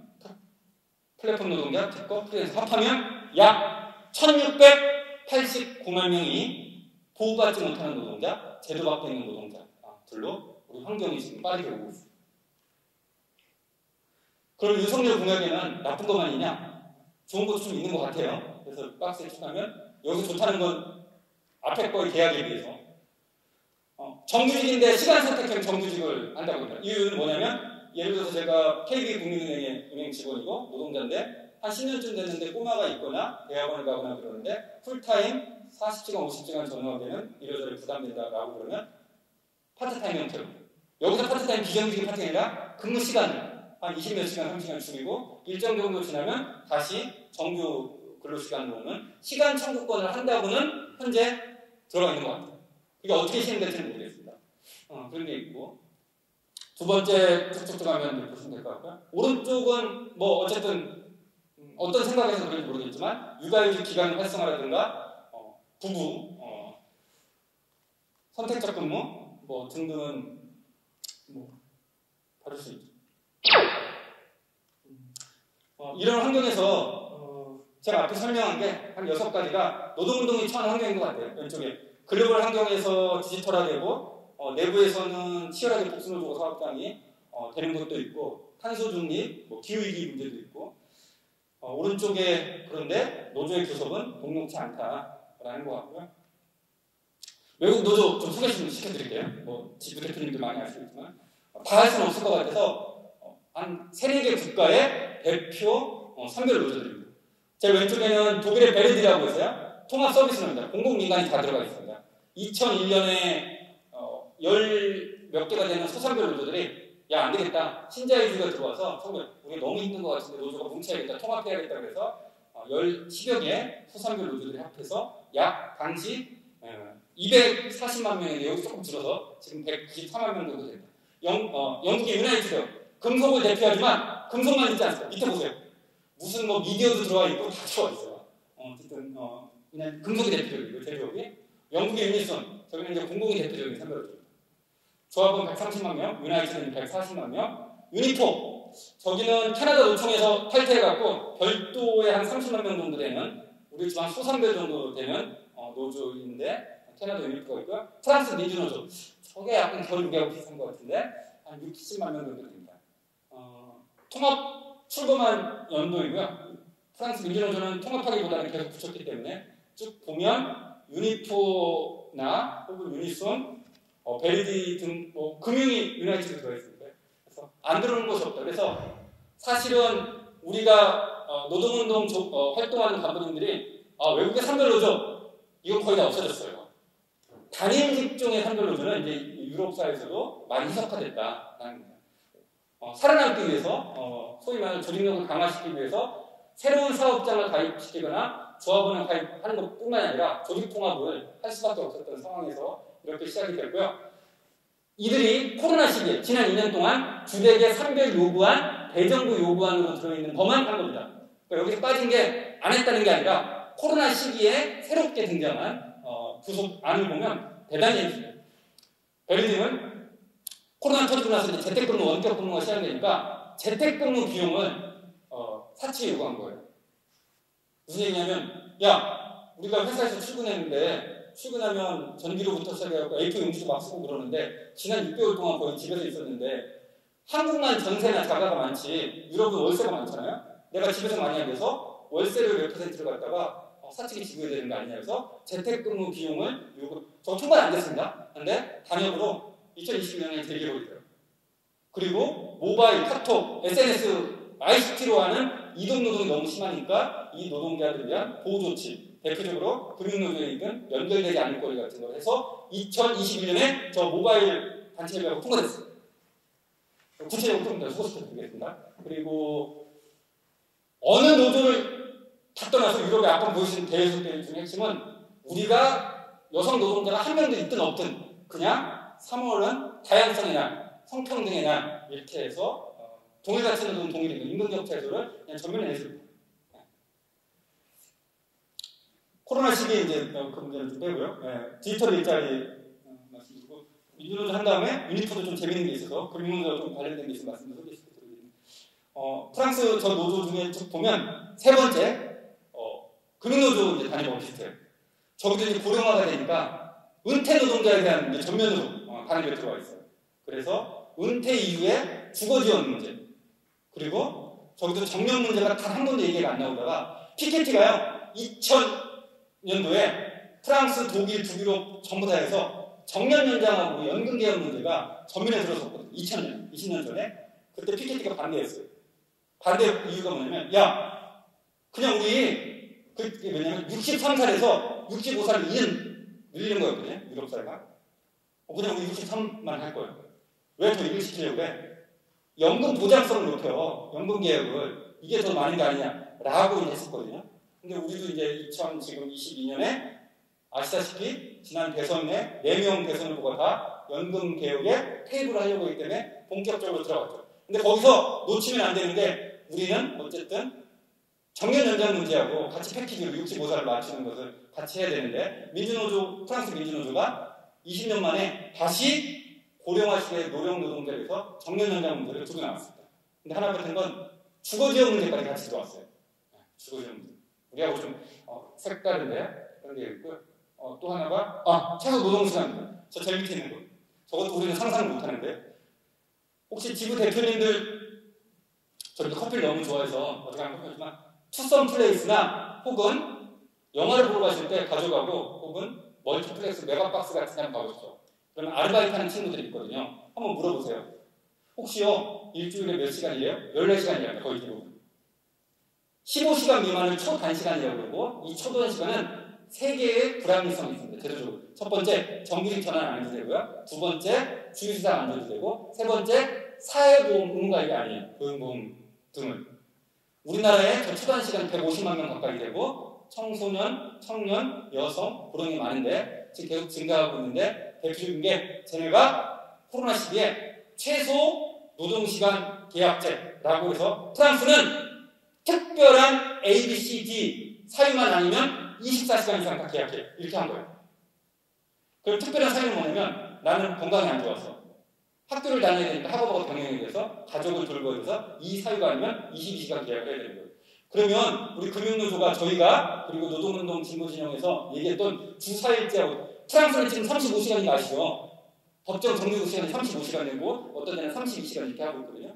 그러면 단시간 근로가 24시간인 거예요. 제대로 교육 체계되면. 그러면 24시간하고 32시간의 격차가 8시간밖에 없어요. 그러니까 주 4일제가 무슨 저임금 노동자들한테 그러니까 대기업만 더 잘 된다거나 혹은 대기업 중소기업이 격차만 되는가 이 이야기가 프랑스에 안 나오게 하려고 쟤네가 최소 노동시간제를 붙이는 거예요. 그러면 제가 이제 금융노조인데 우리가 주 4일제도 전면하지만 사회적 수용성이 있는 것도 같이 이야기하는 게 좋거든요. 이 어나운서들. 그러면 적어도 금융노조 사업장에서는 15시간 이상으로 계약하겠다. 그러니까 우리 사업장에 아르바이트가 있다 하더라도 15시간 그 안 하는 비용 따지면 저는 금융기관 은행에서 큰 걱정이 없을 것 같다는 생각이 있어요. 그렇게 하면서 최소 계약 시간을 뭐 15시간 하든 17시간 하든 20시간은 사회적인 아젠다를 금융노조가 제시하면서 그거와 반대로 장시간 노동을 하는 금융노조의 주 4일제를 같이 붙여야 사회적 수용성 있는 전략으로 될 수가 있고 이미 작년 대선 기간에 노동계에서 최소 노동시간이 띄웠고요. 그리고 유럽사에서도 그게 되고 있습니다. 동계를 혹시 아시지만 영국의 생활임금재단 리빙웨이지가 우리나라 지방자치단체에서 생활임금을 하고 있거든요. 올해 9,160원이 예를 들어서 법정 최저임금이면 서울시나 경기도나 이런 지자체에서 시청, 구청 산하기관에서 일하는 계약직이나 비정규직은 최저임금이 600원이나 11,000원 이렇게 됩니다. 이것을 처음 대표적으로 캠페인했던 게 영국의 리빙웨이지단, 생활임금재단인데 3년 전부터 최소 노동시간 생활 캠페인을 하고 있거든요. 지금은 이게 안 와닿지만 사실은 생활임금도 10년 전에 안 와닿았었는데 지금 와닿고 감정노동도 마찬가지입니다. 그래서 금융노조가 조금은 더 사회적으로 취약한 노동의 집단에 대해서 적어도 우리 사업장에서 최소 노동시간 계약제를 하자라고 하는 프레임은 국민의힘도 쉽게 고발 못할 것 같아요. 그 과정에서 주사일제를 같이 붙이는 게 어떨까 생각이고요. 유학하면 이렇게 됩니다. 이거 하나만 보셔도 다른 나라들이 풀페이퍼는 나중에 좀 보시면 될 것 같고요. 베르디 옆에 이제 왼쪽에는 이게 매체라고 독일의 화학 에너지 등 산별로까지 주겠습니다. 여기 보면 카테고리로 하면 기본활동 빼고요. 노동시간 단축을 포괄 시기했는지 비정규직 문제나 고용차별 문제를 들어가 있는지 디지털 결합이 들어가 있는지 동일가치 동일노동이나 성별 임금격에서 다양성이 들어가 있는지 혹은 산별 최저임금이나 교육훈련, 조직기금, 기후위기 정겨운 전환 등등과 보면 코로나 시기에 조금씩은 다 다릅니다. 각 산별 노조들이. 그럼에도 불구하고 대표적으로 보면 제일 오른쪽에 최소 노동시기나 재택 노동자, 모바일 노동 협약, 고령 노동자, 은퇴 노동자 등은 거의 다 들어가 있습니다. 그리고 나머지 내용들은 자료로 보시거나 하면 될 것 같고요. 아까 제일 밑에 빠지는 일리토. 저기 제일 있는 게 사회정의기금을 조합원들한테 걷어요. 사회정의기금. 아니 이게 매칭입니다. 어떻게 매칭하냐면 여기는 지금 대표님이 예를 들어서 KB국민은행인데 제가 KB국민은행 조합원이에요. 직원이에요. 원래 40시간인데 2시간 더 연장 근무가 있습니다. 추가 근무요. 그러면 그 2시간 연장 근무에서 나는 추가 근무 수당을 받는데 여기에 매칭을 하는 거예요. 그래서 얼마일까? 1달러가 1센트를 적립합니다. 연장 근무 수당 받은 노동자가. 그리고 그걸 쌓고 사측 매칭해서 전 세계 40여 개국에 사회정의기금으로 연대활동을 하고 있어요. 그러니까 사실은 임금은 시간에 비례하는 거고 우리가 주사일제를 단축시키는데 이 노동시간의 단축의 역사에서 재미난 게 제가 유니프가 하는 게 조금 더 자료를 봐야 되겠지만 사회정의기금인데 세 가지 매칭되는 거예요. 우리는 노동시간 단축을 할 거야. 구직객 연장근무에서 초과근무 수당을 받은 너 거기에 아무 부담이 없는 우리 1달러, 요거 1,000원 이렇게 거두고 사측은 거기에 매칭해갖고 노사 단위로 체결해서 그걸 다양한 전 세계에 전사의 기금으로 활용하는 것들 이런 거 보면 조금은 이제는 문재인 정부 출범할 때 제가 아는 거는 세계 공공 노동조합 중심으로 해서 노사 중심으로 만들어진 게 금융노조에서 이렇게 만든 금융재단, 네, 고인재단 그리고 공공상생재단, 우분투재단 등이 있는데 여기에서의 재단의 어젠다, 이슈 이런 것들은 저 사회정의기금 방식도 나쁘지 않은 것 같다는 생각이 들어요. 그 다음을 모색할 때 그냥 아이디어 찾기 때문에 이거는 이슈 캠페인 좀 소개시키고 하겠습니다. 그러니까 과거에 오른쪽 저런 거였어요. 네덜란드 노총처럼 조합원들한테 할 때 우리 임금교섭 이렇게 할 겁니다. 일자리 이렇게 할 겁니다. 저게 이제 익숙한 방식이거든요. 근데 저는 이 방식보다 이걸 선호합니다. 왼쪽. 저게 영국의 노총이 TUC가 우리로 치면 기업살인법, 중대재해기업처벌법을 만들 때 캠페인에 모토를 시작한 거거든요. 15년 전에. 국민 여러분, 영국 국회의사가 막힙니다. 안전모종, 저게 그냥 안전모가 아닙니다. 영국의 노동자들이 지난 10년 동안 일해왔다가 중대재해로 목숨을 잃은 숫자입니다. 이 법을 만들지 않으면 우리 노동자들이 앞으로 저게 2배, 3배겠다. 게임 끝난 거거든요.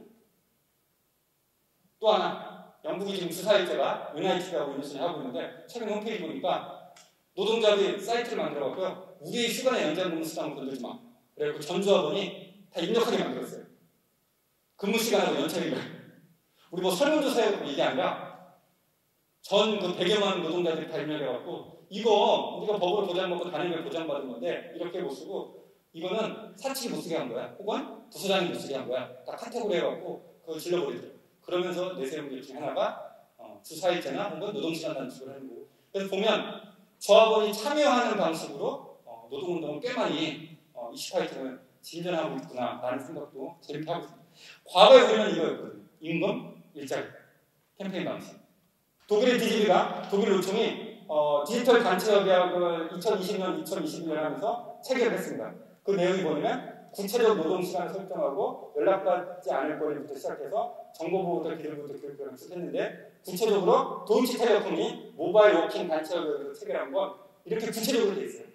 어쩔 수 없이 근무를 시행해야 되면 몇 시부터 몇 시까지 어쩌고 저쩌고 그리고 모든 노동 시간은 집에서 한 것까지 다 모바일로 카톡으로 SNS, ICT로 하는 것은 다 노동 시간을 인정하고 원격 근무하는 것은 노동자가 먼저 지정하도록 하거나 사용 협의해서 하는 것까지 쭉 배당이 다 있더라고요. 근데 쟤네들이 저걸 어디서 아이디어를 얻었나 봤더니 이미 유럽연합에서 2002년에 우리를 치면 재택 원격 근무 이후 협약이 있더라고요. 2002년에. 근데 그건 되게 포괄성이었는데 그게 코로나19 시대에 재난안전 바이러스 시대에 더 이렇게 디테일하게 모바일 협약이, 디지털 단체 협약이 독일의 베르디라고 하는 산별노조 그리고 금융기관이나 ICT 기업들에서 구체적으로 들어가고 있더라. 일주일에 나흘만 일하는 주 4일 근무제가 시행된다면 어떨까요? 최근 대선 후보들이 언급하면서 논의가 시작되는 분위기인데 4일만 일할 경우 생산성은 어떻게 높일지 또 임금은 어떤 수준으로 정할지 생각해 볼 대목이 적지 않습니다. 김혜민 기자가 짚어봤습니다. 금요일 오전 10시 반, 출근 시간이 이미 지났지만 사무실 자리 곳곳이 비었습니다. 일주일에 하루 직원들은 원하는 요일에 쉴 수 있습니다. 많이 부러워하죠. 일단 친구들이랑 같이 여행 가도 친구들은 제가 그냥 주 4일 휴무에 연차를 사용해야 되는 상황이고 저는 원래 쉬는 날이니까. 쉬는 날 에너지를 되게 충전하고 오는 것 같아요. 남은 이제 4일 동안 더 열심히 근무하는 이런 게 있지 않나. 일부 스타트업들도 4.5일 근무로 유연성은 높이고 임금은 유지하는 시도를 시작했습니다. 대체 공휴일 시행 뒤 직장인들이 이 몇 차례 주 4일제를 간접 경험해보면서 부쩍 관심이 높아졌습니다. 게다가 몇몇 대선 후보들이 주 4일 근무제를 거론하면서 논의에 불을 지폈습니다. 주 4일 근무제의 기본 개념은 노동시간 단축, 일자리 나누기와는 조금 다릅니다. 나흘 동안 더 많이 일할 수 있어도 나머지 하루는 온전히 쉬자는 겁니다.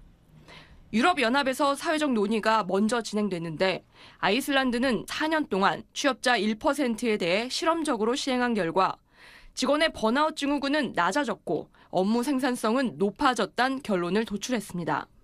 시기상조라는 지적도 나옵니다. 아직 주 52시간조차 정착되지 않은 중소기업도 많은데 공무원 또는 대기업 직원의 업무 환경만 좋아지며 양극화가 심해지거나 임금이 줄어드는 부작용을 우려합니다. 저임금 노동자들이 부담해야 되는 일상적인 교통, 주거, 돌봄, 사회보험료 등을 정부가 지원한, 즉 이전 소득 지원을 통해서 A 후보, B 후보 주 4일제 공약 줄 때 제가 저 중소기업이나 저임금 노동자 타격 질문을 너무 많이 받아서 만든 게 하려면 저 마지막 이전 소득입니다. 지부 대표님 아시겠지만 문재인 정부 들어서면서 최저임금 1만 원을 하면서 영세사업장이나 저임금 노동자 부담된다고 해서 일자리 안정 지원 자금이라고 해서 일물사업이라고 해서 5년 헌정 기간이 끝나는 사업이거든요. 그래서 5조 원을 매년 이렇게 했다가 올해 한 3.5조 원으로 이렇게 조금씩 줄여서 이렇게 생각해요. 그럼 무슨 얘기냐면 주 4일제가 시행되는데 언론이나 대기업이 일하는 것처럼 중소영세기업이나 저임금 노동자가 문제라면 일물사업된 그 예산을 그대로 전용해서 최저임금이 이렇게 많이 오르지 않으니까 그러면 이전 소득이라서 교육후병비나 돌봄비를 저임금 노동자한테 지원하면 사실은 대기업만 주 4일제로 호응성이 있다는 얘기는 상쇄할 수 있는 거 아니냐라고 하면서 예산을 이제 시뮬레이션 한 거거든요. 금융노조가 하반기에 벤치마킹할 나라가 생겼습니다. 아이슬란드가 아니라 벨기에. 왼쪽 7시 방향에 보면 전 세계 최초로 아이슬란드는 아까 영상에 본 것처럼 지난 4년, 5년 동안 취업자의 1%를 뽑아갖고 혹은 노사가 합의한 사업장을 들어와서 4년 동안 시범사업을 한 거예요. 시범사업에서 우리 결과가 좋네. 그냥 주 4일 하자. 이렇게 모델을 법으로 한 게 아니거든요. 근데 벨기에는 올해 9월달 저 벨기에 총리가 벨기에 노동법을 바꿔갖고 올 9월부터 전 세계 최초로 벨기에 모든 사업장이 주 4일로. 근데 다만 두 가지 브릿지가 있는데 첫 번째 20인 이상 사업장 20인 미만 사업장은 법에 안 쓰고 5인 미만처럼 이렇게 돼 있고 두 번째 가장 관심 있는 게 근무시간이잖아요. 쟤네가 지금 법정 근로시간이 벨기에가 그러니까 우리는 40시간, 쟤는 37시간. 그런데 주 4일제를 하기 위해서 이런 상황도 치면 저희 주 4일하면 48에 32잖아요. 32시간이 아니라 기존 하루 빼는 시간을 평일 4일에 얹히는, 그래서 하루 근무 시간을 9.5시간인가 이렇게 해서 벨기에는 현재 근무 시간, 일주일 소정 근로 시간을 유지하는 주 4일제예요. 그래서 올해 9월에 노동법을 바꿔서 진행하는 최초의 사례입니다. 그래서 저 사례가 9월, 10월, 11월에 벨기에에서 어떠한 호응성이 있는지에 따라서 다른 나라나 우리 한국의 혹은 유럽의 노동운동 진영이 협약이나 시범사업이나 등을 통해서 주 4일제 확할 수 있겠다. 사실은 저거를 2월 달에 저 기사를 보고 야, 3월 그 결과가 좋으면 우리는 무조건 벨기에다. 우리는 이제 5인 미만 사업장 그리고 노사협의회가 있는 사업장 30인 딱 그 두 가지잖아요. 이 두 가지 핸들링해서 혹은 산업안전보건기준 50인 이 세 가지 핸들링 해갖고 저거디 어디에서 하고 나머지 전면 도입하자라는 뭐 노사정 합의든 법률개정들 이렇게 갔는데 그래서 금융노조도 좀 모니터링은 벨기에를 조금 하셔서 어쨌든 저쪽에도 금융산업이 있으니까요. 그쪽에 주 4일제가 어떻게 메커니즘 인력이 들어갔는지 금융서비스는 어떤 문제가 있는지 등을 통하면 전략을 세우는 데는 효과적일 수 있다고 보죠. 이렇게 본 거고요. 스페인은 아시다시피 3년, 올해 이제 2년째가 됐는데요. 시범사업이고 저기는 모델이 조금 안 좋습니다. 1차 년도에는 임금 100% 보전인데 2차 년, 3차 년 갈 때는 불이 약간 둬서 임금이 한 10%씩 삭감입니다. 시범사업 3년 이렇게 되어 있습니다. 약 한 2,000여 개 사업장이고 국가가 일부 지원하고 스웨덴도 아이슬란드도요. 국가 일부 지원합니다. 근데 아이슬란드는 특징이 뭐냐면 저기서 이제 4년 동안 주 4일제 실험을 하는데 노사 합의 사업장을 우선적으로 한 거예요.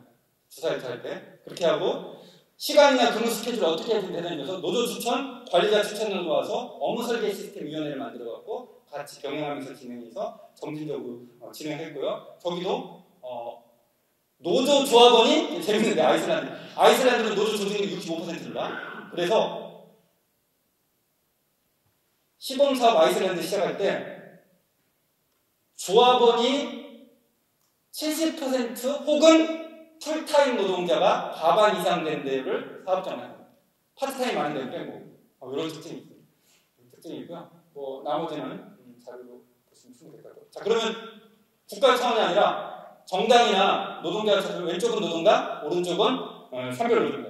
이렇게 보면 영국의 노동당이 향후 10년 사이에 주 4일제를 하겠다라고 진보정당이 공약으로 밝혔고 32시간을 목표로 지금 영국의 노동당은 자체 공약으로 하고 있는 상황이고 독일의 금속노조는 코로나19 시기에 경험을 해서 저기는 전 세계 글로벌 경영이기 때 24시간 근무를 노사 합의로 한 경험이 있기 때문에 어쨌든 저기도 주 4일제를 했고요. 좀 모니터를 해봐야 될 것 같아요. 작년 연말에 협약을 체결한다 만다 요구했다라고 들었는데 지금 현재 어떻게 되는지 보면 왼쪽은 정당 차원에서 오른쪽은 산별 노조 차원에서 주 4일제를 하고 있는 것 중에 하나입니다. 지금 우리 주 5일 영업하는데 하루 빼고 주 4일 할 거냐 벨기에처럼 이 모델을 하시는 의견을 제시하는 분도 있고 또 예전에 금융노조 연구한 거 보면 야 우리 토요일까지 10개 주 6일 영업 조업을 할게 그 중에 직원을 4명을 할게 뭐 이 모델도 이야기하시는 근데 이렇게 보면요 모델 한 7가지 정도라 첫 주, 두 번째 주, 셋째 주, 홀짝 이렇게 시간 조정하는 그러니까 첫 주는 5일 하고 둘째 주는 4일 하고 뭐 이렇게 시뮬레이션 짜는 주 4일제도 있고 전형적으로는 우리는 5일 중에 영업주업을 하루를 빼는 모델을 생각하시는 분들도 있는데 그게 아니라 우리 은행은 그냥 주 영업도 하고 직원 나는 개똥이는 월요일 안 나오거나 해서 영업은 그대로 5일 직원 개똥이는 4일 출근하는 이게 제가 주장하는 주 4일제. 그래서 우리 회사, 우리 기관, 우리 은행은 주 5일 다 영업하고 직원이 노동자는 4일을 선택하는. 그러면 그 다음 문제 인력 운동 일단 빼고요. 그러면 우리는 어떻게 할까요? 벨기에처럼 하루 근무 시간을 늘리는 방식으로 타협점을 찾아야 할 거냐? 일단 제시는 32시간, 35시간으로 하고 할 거냐?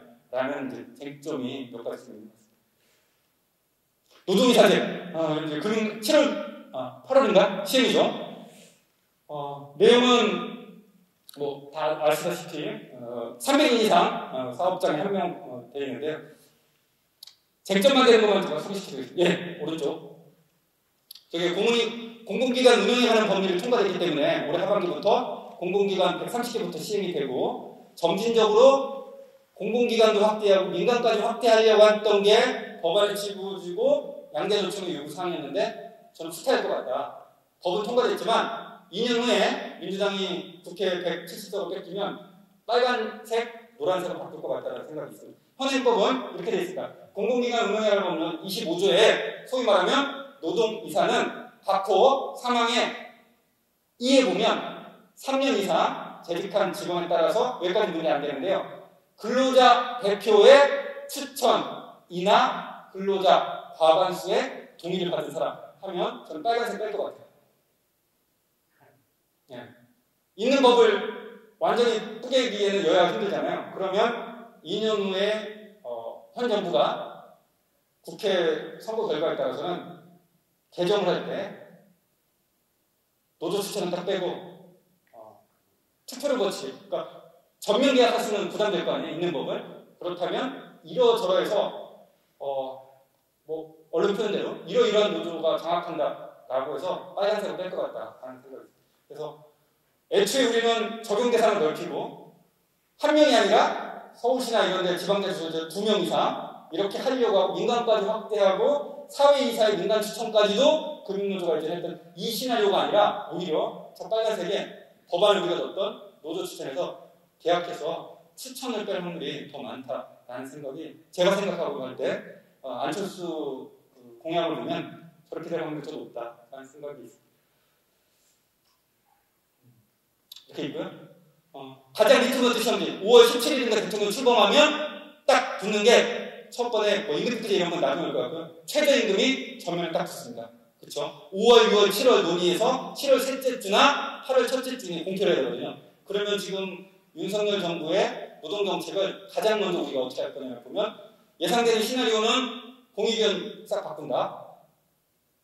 일부 마음에 드는 사람 뺐고요. 그러면 사측 추천위원과 공익위원 자기는 마음으로 어떻게 바꿀 거냐라고 하면 법 개정인데 이게 예전에 오른쪽에 보시면 이명박근혜 때 이미 경총이 내줄었던 거거든요.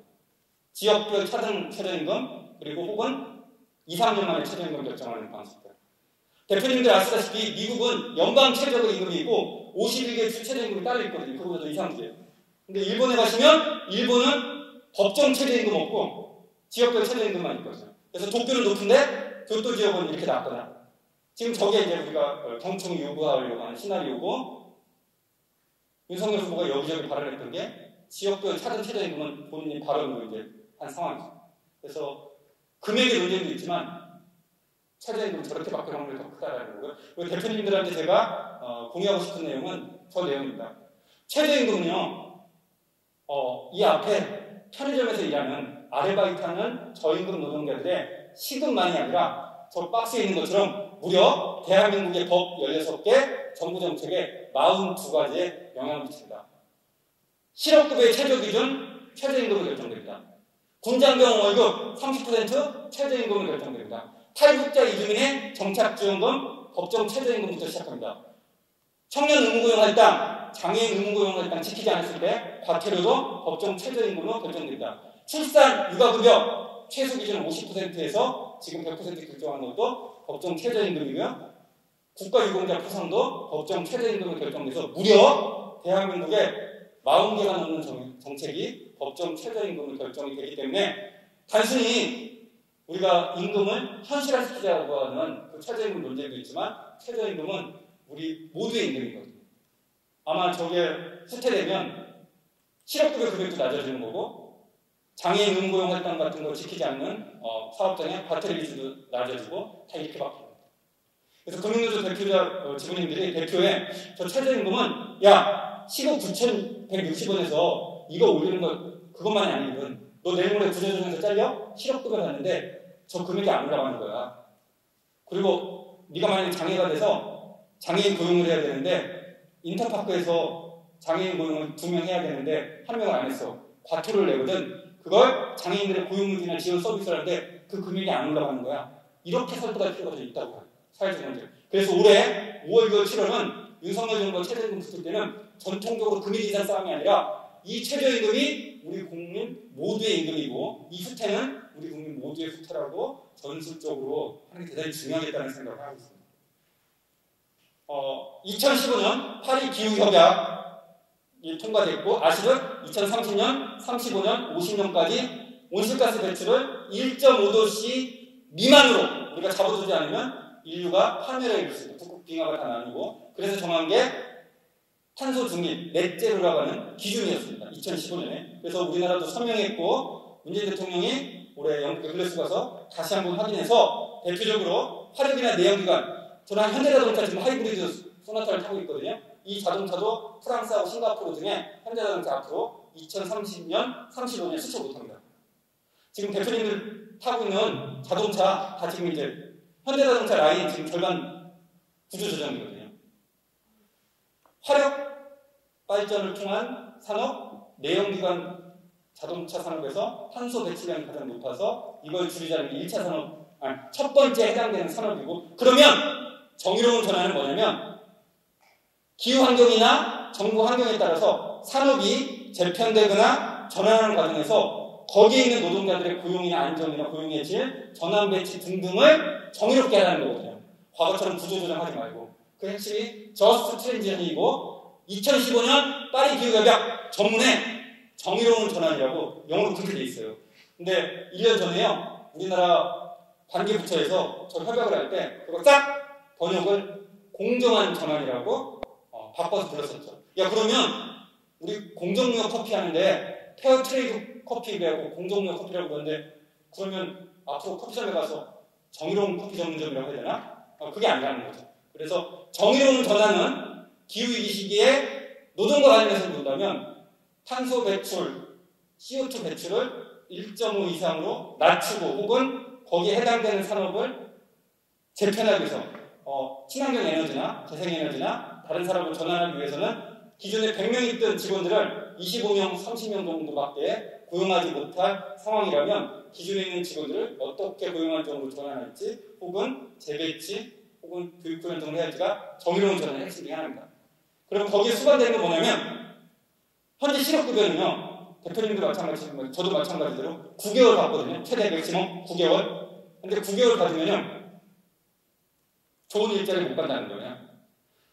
하나 에피소드만 잠깐 알려드리면 1990년대 초에요. 프랑스의 사르코지 대통령이 대통령이 당선이 됐는데 영국에 한 300명 정도 되는 속옷 파는 공장이 저 정의로운 전환과 관련해서 논쟁된 적이 있습니다. 내용은 뭐냐면 우리 운영 못할 것 같아. 문 닫았거나 해외로 떠나야 될 것 같은데 라고 해서 공장의 노동자들이 파업하고 투쟁했는데 사르코지 총리가 정부 초기니까 자기 친구한테 부탁해서 야 루이비통 코리아 임원한테 얘기해서 이거 해결 못하면 정권 초기에 내가 안정화되지 못할 것 같은데 루이비통 코리아 니네 LVMH 그룹 여력 있으면 인수할 수 있게 오케이 하지 라고 그래서 그 300명을 고스란히 인수했는데 핵심은요 속옷 만드는 노동자를 가방 피업 루이비통 의류 만드는 노동자로 전환 배치하면서 교육 훈련을 매년 1년 반에서 2년을 시킨 거예요. 그리고 배치를 했습니다. 그리고 그 루이비통 코리아의 임금 수준을 지켜준 거거든요. 그러면 대한민국의 사업장에서 사업이 전환할 때 그 노동자들을 과거에는 잘리게 바꿨지 2년 동안 기존의 임금 수준을 주면서 2년을 시간을 줬냐? 그렇지 않았거든요.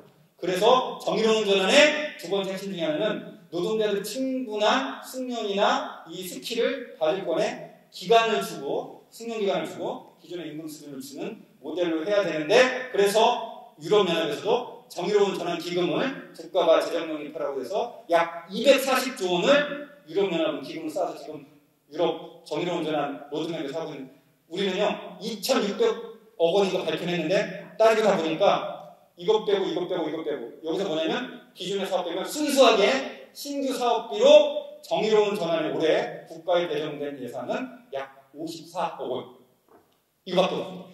발표는 2,000몇 억이지만 그거는 기존의 사업에다가 데코레이션 됐고요. 54억 원이면요 한 사업장이 조그마한 사업장 월급도 1년쯤 내에 날아가요. 지금 이게 현실이고 그래서 코로나 재난안전 시기에 이 기후위기 시대에 정의로운 전환 문제는 노동자 전반의 문제를 지금 다가오고 있습니다. 다만 금융산업은 탄소 배출량이 아직은 높지 않은 1그룹, 2그룹, 3그룹이 있는데 3그룹입니다. 금융산업은 아직은 보건이나 이런 데에서 이렇게 높지 않지만 점진적으로 우리도 그 과도기에 금융노조의 장기적 플랜으로 와 있다라고 그런 생각하시면 될 것 같습니다. 예, 마지막 슬라이드인데 그래서 하고 싶은 건 왼쪽입니다. 법체계 바꿔야겠다라고 그래서 아까 말씀드린 대로 플랫폼, 프리랜서, 비정규직 등이 너무 많은데 비정규직 전환에 어디까지 할 수 있겠냐. 플랫폼 노동자들이 더 많이 증가하는데 그래서 이유는 제1층에 모든 일하는 사람, 일하는 시민을 대상으로 하는 기본법을 만들자라고 그런다면 내가 프리랜서든 비정규직이든 플랫폼 노동자 특보든 국가의 헌법적 조항에 적용받아야 될 고용보험, 산재보험, 시험, 실업급여 그리고 산재, 교육훈련 등은 신분과 고용 형태에 상관없이 다 적용하는 모든 일하는 사람의 기본법을 만든다는 게 핵심 중에 하나이고 전통적인 노조법과 근로기준법은 포괄성을 높이는 방식으로 하자는 게 저희 전반적인 앞으로의 법체계 노동정책에서 지향점으로 제기되고 있는 게 하나고요. 다행히 대선 후보 4명이 버전은 다르지만 저 필요성은 다 공감을 하고 지금 시작되고 있습니다. 앞으로 논쟁은 저 일하는 사람 기본법을 어떤 조항을 더 넣고 어디까지 할 거냐가 이제 쟁점될 것 같아요. 우리 사회에서. 그리고 보면 정책 중에 하나만 근육노조와 관련된 하나만 보면 요 단어를 빼고서는 근육노조가 쉽지 않을 것 같아요. 청년연동. 세대간 연합, 세대간 동맹. 그래서 청년 일자리 창출하고 정년 연장하고 패키지로 사회적으로 던져야만 근육노조의 정년 연장이든 고용유지든 저 문제가 향후 5년 사이에 보수정부 사회에서 조금 먹히는 전략이 아닐까. 그러면 우리는 정년 유지, 연장 관련해서 청년 일자리 문제는 어떻게 할 것인지 저도 답은 없는데 저게 이제 어쨌든 2000년도에 유럽 사회에서 세대간 연합, 세대간 사회적 배타의 효력으로 냈던 슬로건 중에 하나니까요. 저 키워드 없이 우리만 정년 연장이나 이것은 노동운동이 지금 사회적 분위기나 청년한테 소구력이 쉽게 와닿지는 않을 것 같다는 생각을 했습니다. 나머지 정책들은 제가 중간중간에 말씀을 드렸던 게 좀 지루하고 긴 시간이 있는데 여기서 마치도록 하고 혹시 뭐 의견이나 질문 한두 개 있거나 더 있으면 받고 마무리하도록 하겠습니다. 일국 일로총 이슈에 대해서 혹시 어떻게 생각하시나요? 일국 일로총. 일국 일로총이 있는 데들이 있죠. 대표적으로 독일은 아까 말씀드린 대로 산별 노조가 있지만 DGB가 노총 하나거든요. 사실상 영국도 TUC가 하나예요. 그래서 사실은 스웨덴도 뭐 분할되긴 했지만 일국 일로총은 없는 것도 아니고 근데 우리 지형에서 이제는 논의할 때가 됐다. 그런데 더 아쉬운 건 또다시 상노총을 얘기하는 사람들이 생겨서 어쨌든 민주당 내부에서 약간 좀 그런 분들이 있고 상노총 얘기하는 분들이 있는데 그 정권이 또 바라기를 할 것 같아요. 예전에 이명박근혜도 그랬죠. 다만 왜냐하면 이처럼 독일 그 다음에 영국 그리고 북유럽의 한 3개국 정도는 일국 일로총이니까 노동운동 진영이 성공과제로서 일국 일로총은 논의를 붙일 때가 됐는데 문제는 저는 잘은 모르지만요. 다양한 메커니즘. 한국노총 그 30여 개 산별연맹이나 지역본부도 다양하게 있는데 더 복잡한 게 민주노총이잖아요. 이게 일국 일로총 됐을 때 우리 내부들이 감당할 수 있을까? 그 민주노총도 하나, 둘, 세 개 큰 정파 그룹들이 있고 옥신각신 있고 그러는데 한국노총도 복잡한데 이론상의 일국 일로총이 됐을 때 이 조직이 통합적 리더십으로 정치 노선이든 산별 노선이 쉽지는 않겠다는 생각은 오히려 과도기적으로는 지금 보수정부 시기에 사안별 양대노총 연대협의체를 금융, 공공 이렇게 해서 그 수용성을 높이는 그 단기 전략을 하고 그 다음에 그 위원님 말씀하신 고민하시는 게 조금 낫지 않을까 생각합니다. 일국 일로총 저는 지금 양대노총 내부에서 감당하거나 수용할 수 있는 수준이 아닐 것 같아요. 그리고 지진에 한번 논쟁이 더 심할 것 같다는 생각도 듭니다. 근데 다만 독일하고 영국처럼 그거는 논의할 과제가 아까 생각을 듭니다.